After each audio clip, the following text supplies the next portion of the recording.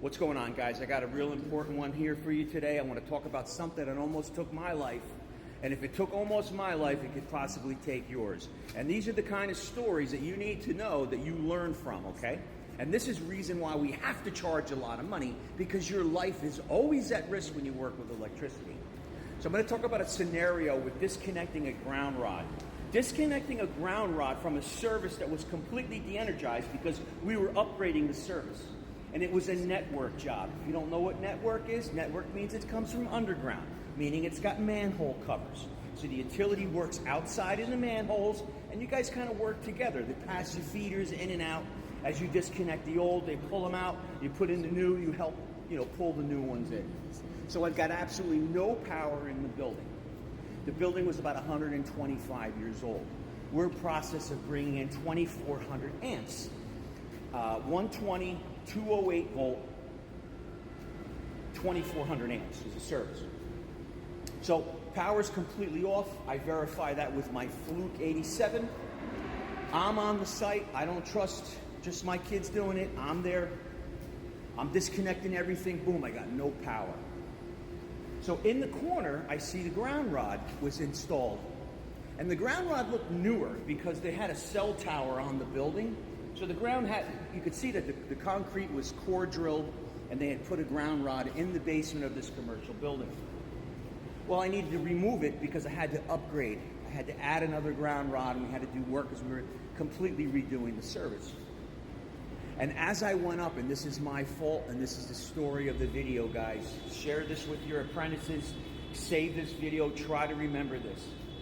As I'm disconnecting the ground rod on a completely de-energized building, the current that was running through that ground rod was immense.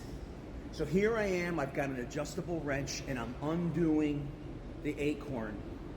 And as the acorn is loosening up, the sparks, the current that it was running through looked like a welder, and it would not stop. It was petrifying, actually. Because here, there's no lights, there's no power, we're working on generator, right? I've got no power all in the building, but yet I can't remove this wire from the acorn because of this tremendous amount of current that's running through it. So I immediately call up the phone, I get the utility company out there, I'm like, hey, what's going on? And they're like, look, you're in New Jersey. New Jersey, there's a lot of stray currents that run through the earth. That's why ground, earth. I said, oh, that's normal. I said, no, this isn't normal.